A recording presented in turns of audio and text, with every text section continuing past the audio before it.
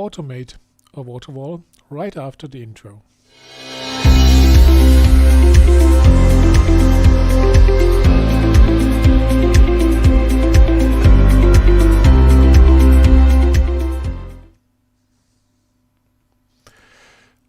Yesterday I have shown you the basic difference between a manual mode and the automated mode when running a water wall. And in the example yesterday I have showed you a water wall which is on a level above the water treatment level. Today I will use another example where we have the water treatment stored at the same level as the water wall itself.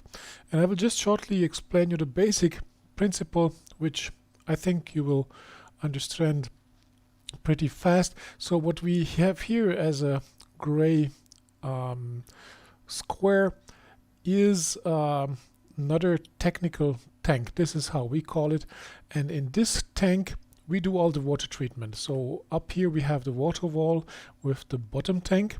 What you can see here is a blue line. This shows the water level, and those two tanks are connected with a PVC pipe. This is usually like 63 millimeter diameter or 75 millimeter diameter, depends on the size of your water wall, but I always say the bigger the better, because the bigger this pipe is, the less friction you will have.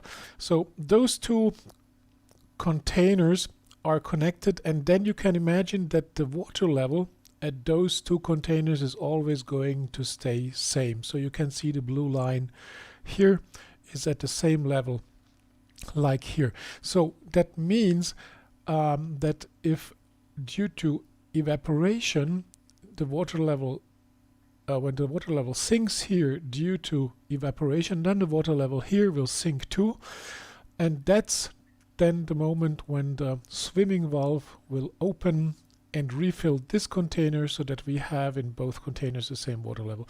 But let's come back to the basic principle.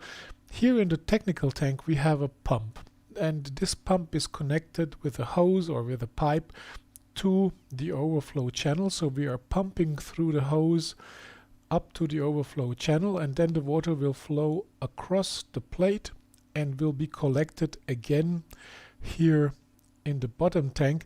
And as we have pumped from here, the water will sink here, and therefore actually by natural pressure the water from here will go to this technical tank. So this is like a circle. We pump from here up to here, the water comes down, and then through this pipe it goes back.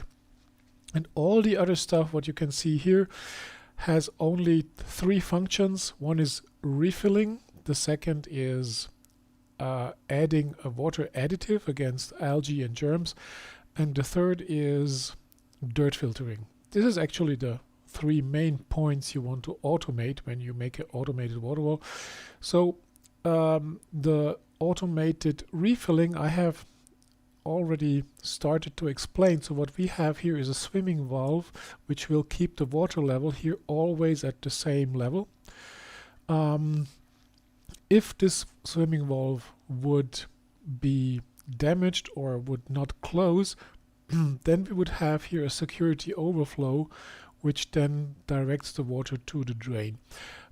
We are usually, or let's say almost always, refilling only with lime-free water from a reverse osmosis. This is what is here drawn as a green box.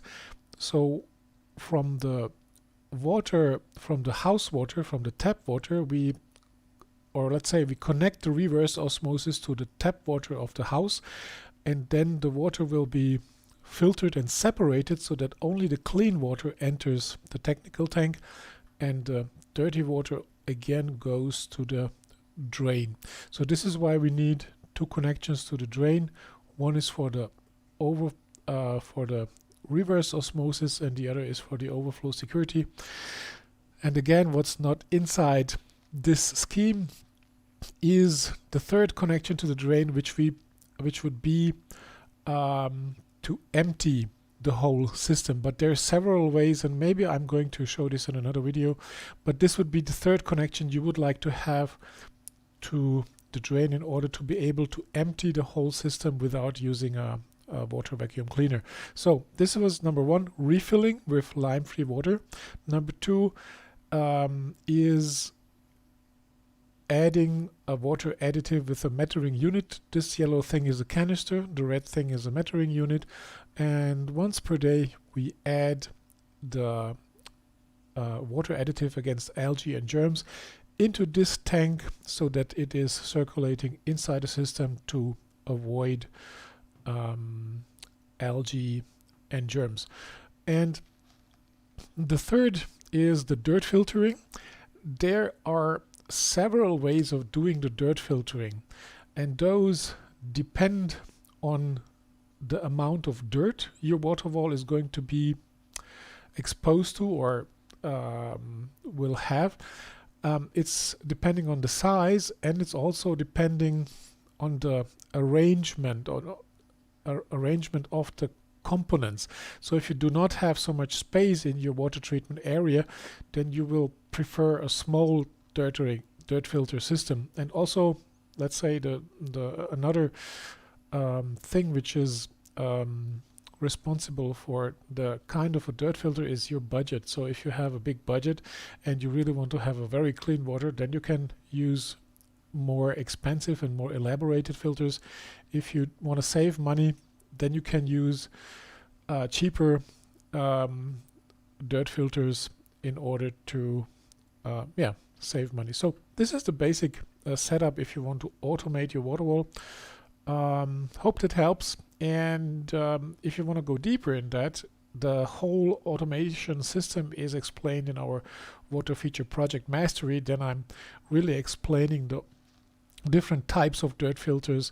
I'm explaining the reverse osmosis, how you want to set it up, and also the different pumps and the metering unit. So if you want to go deep in that, I recommend our Water Feature Project Mastery. And if you want to make some additional money or some additional revenue with Waterwalls, I recommend you become business partner and serve the prospects in your region. So thank you for watching. Please share your comments, subscribe to my channel, and see you soon. Bye bye.